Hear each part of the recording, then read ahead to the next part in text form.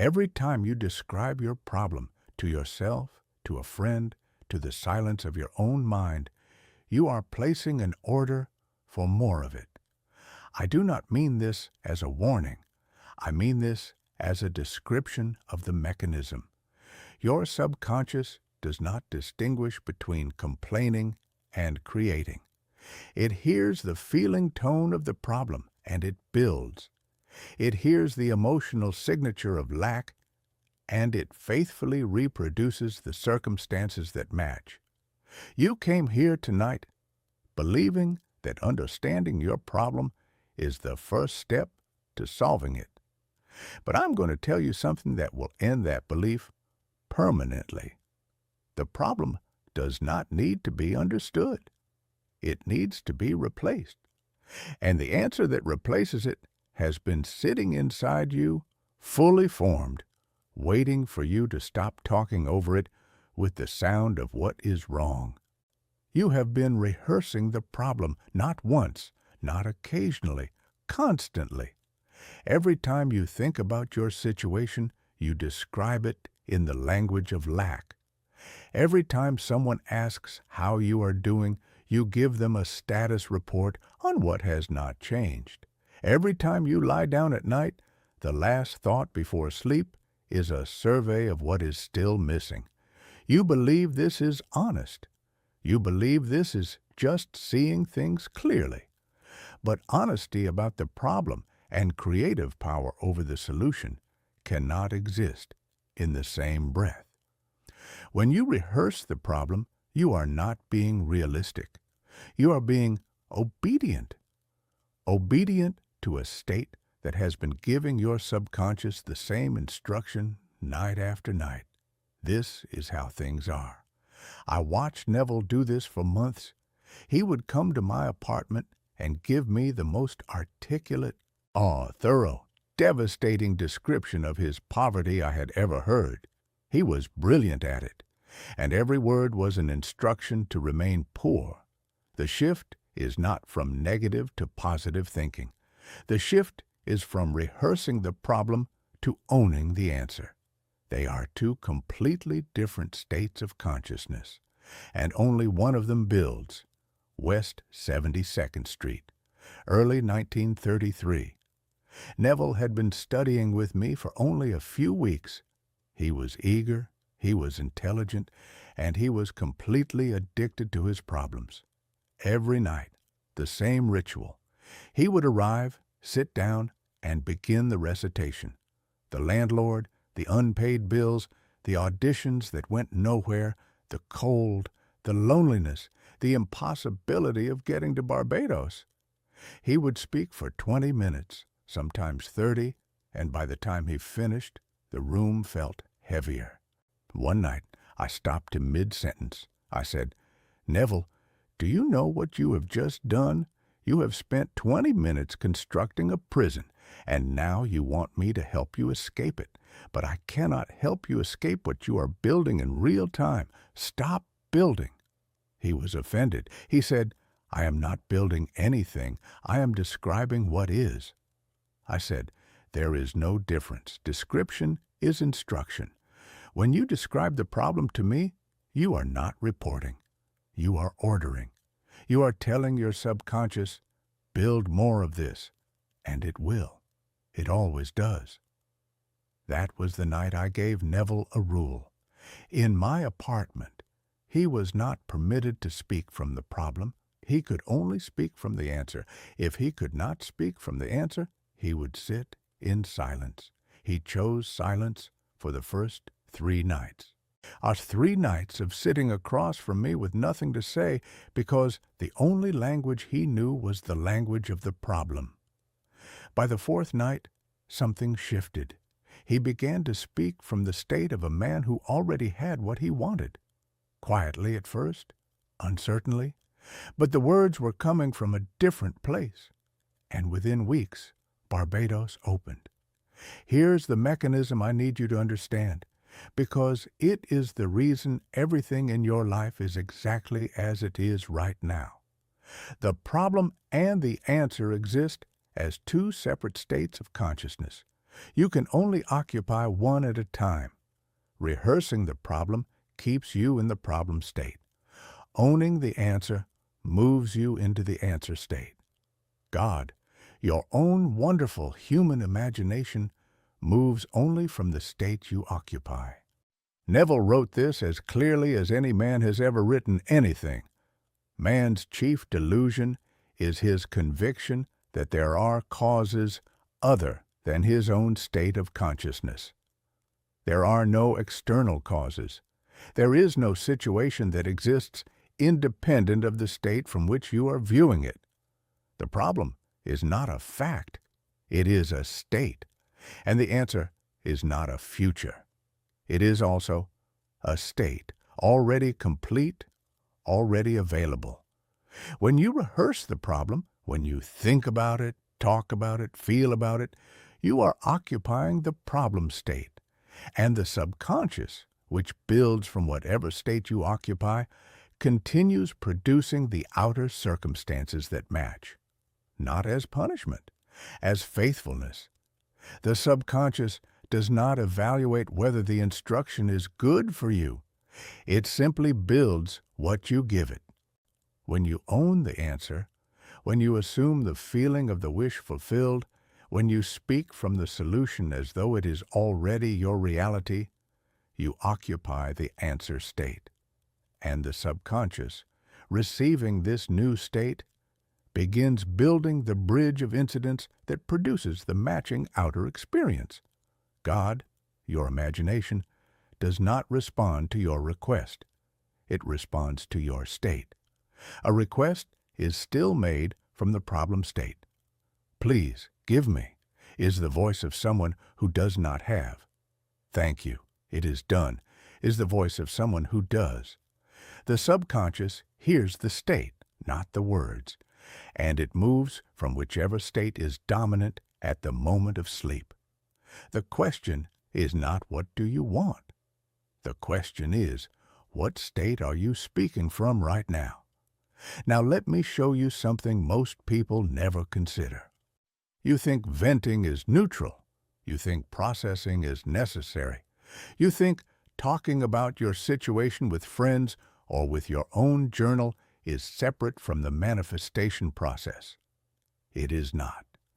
Every conversation about the problem is a rehearsal, and every rehearsal strengthens the state.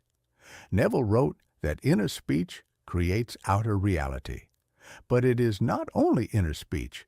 Spoken words carry the same feeling tone. When you describe your lack to a friend and they nod sympathetically, you have just had your problem state confirmed and reinforced by another consciousness. The state deepens. I gave Neville one of the hardest instructions I ever gave him. Stop discussing your situation with anyone, not because the people are wrong, because the discussion keeps you in the wrong state. Speak only from the answer. If you cannot speak from the answer, do not speak. For the next 7 days, do not discuss your desire or your problem with anyone, not to process it, not to vent, not to update. If someone asks, give them the answer, not the problem. How are things? Things are good. Let the answer be your only broadcast. And there is something else you need to see. You have been treating your desire as a problem to be solved. You analyze it. You strategize. You look for the how. But the answer is not a plan. It is a state, and it already exists. Neville taught that creation is finished. Every possible state, including the one where your desire is fulfilled, already exists in consciousness right now. You do not need to create the answer. You need to stop rehearsing the problem long enough to enter the answer that is already there. The man who came to Neville earning $600 a month did not need a business plan. He needed to feel like a man who already earned what he wanted. The Barbados trip did not require logistics. It required Neville to stop describing the obstacles and start feeling the sand. The answer was always present. The problem was covering it. Stop asking, how will this happen? The how is the bridge of incidents, and it forms automatically once you occupy the state of the answer. Your only job is to enter the state. The how is not your department. And I must tell you one more thing, because it is the thing that frightens people the most about this teaching. When you stop rehearsing the problem, there will be a silence. The mind will feel empty. The habitual narration will stop. And in that silence, you will feel uncomfortable because you have been using the problem rehearsal as noise to fill the space where faith should be. But that silence is not empty. It is the Sabbath. It is the space where the subconscious begins to work. The moment you stop broadcasting the problem, the answer begins to surface, not as a thought, but as a feeling, a quiet knowing, a settled certainty that was always there, buried beneath the noise. Neville described the Sabbath as the state of rest after the creative act, but most people never reach the Sabbath because they never stop creating the problem long enough for the rest to begin. Tonight, before you enter SATS, sit in silence for 60 seconds. Do not affirm. Do not visualize. Do not rehearse. Simply sit in the silence. Let the problem noise fade. And notice what feeling remains when the noise is gone. That feeling is the answer. Enter your scene from that place. Now, I must be direct with you about what I have taught you tonight and what remains. The shift from rehearsing the problem to owning the answer is the central principle. It is the law in its most practical form. But principle without sequence is philosophy, and philosophy does not change your life at night when you lie down and the old narration starts again. What I gave Neville was not a principle. It was a 4-part nightly sequence. 4 movements done in order that take the answer from the conscious mind and install it in the subconscious so completely that by morning, the old problem rehearsal has no state to return to. The first movement is revision, clearing the day's problem rehearsals. Every moment from today where you described, discussed, or felt the problem must be revised. Without this, the subconscious enters the night still echoing today's complaints. The second movement is correction of inner speech, redirecting the running narration from the problem to the answer, not affirmation, redirection. The voice must match the state of the person who already has what you want.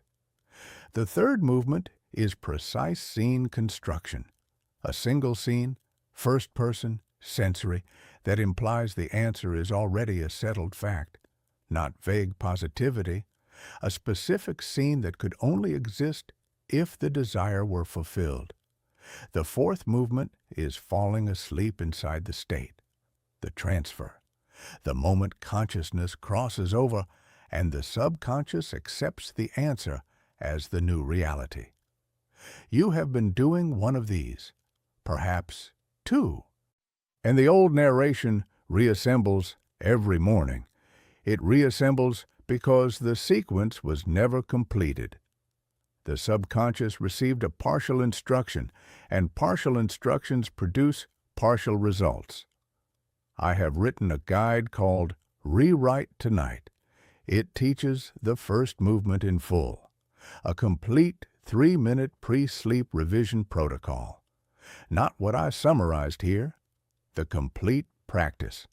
It shows you how to identify the 3 moments from your day that kept you in the problem state, how to revise each one so the subconscious enters the night carrying the answer, not the complaint, and how to feel the specific clearing that makes every other movement reach the deeper mind where change actually happens. This is what I gave Neville first, before the scenes, before the inner speech work, before the transfer. the clearing, because a mind still echoing the problem cannot receive the answer. The guide is free, it is immediate, it is the foundation, and for those of you who feel it, who know that the clearing alone is not enough, that you are ready for the full transfer, you will find it waiting after you receive the guide. 7 nights, 4 movements, the exact sequence I gave Neville in the winter of 1933. But start with the clearing, start tonight. Comment the word reset below this video, not as a comment, as a declaration. You are done rehearsing the problem. You are done narrating the old state into existence every night. You are done lying down carrying the weight of an unrevised day and planting seeds in poisoned soil. Comment reset, and I will send you the guide personally. Now let me give you something you can do tonight. Before the guide arrives, before the full sequence, catch the last problem you rehearsed today. It does not matter how small. The thought that said this is not working. The conversation where you described what is wrong. The inner voice that said when. Take that one moment, replay it in your mind, and revise it. See yourself in that same moment, but speaking from the answer. See yourself calm, certain, settled. Hear your inner voice saying, "It is done. It has been done for some time now." Feel the ordinariness of the answer, replacing the urgency of the problem. That is revision. 1 moment. Revised from problem to answer. It takes 60 seconds, and it clears the soil for everything that follows. Now, lie down. Enter the drowsy state, SATS. And from the cleared ground, enter one scene that implies the answer is already settled. Not the moment of receiving, the morning after. The ordinary Wednesday where the thing you wanted is simply part of your life. Feel it from inside. Loop it gently. Fall asleep there. The full 3-minute revision protocol, with the method for choosing the 3 most contaminating moments from your day, is in the guide. Comment reset. The delay you have been experiencing is not silence from God. It is noise from you. You have been broadcasting the problem so loudly that the answer, which has been finished, completed, available since the moment you first conceived of it, could not be heard. But tonight, you turn down the noise. Tonight, you stop rehearsing what is wrong and start owning what is right. And in the quiet that follows, in the space where the old narration used to run, your subconscious will hear, for the first time, the state of a person who already has what you have been asking for. There is a morning coming, and it is closer than you think, when you will wake up and realize the answer was never missing. You were simply talking over it. And the moment you stopped talking, it arrived. In the next video, I am going to show you why the evidence you have been waiting for is not coming. Because you are supposed to be the evidence.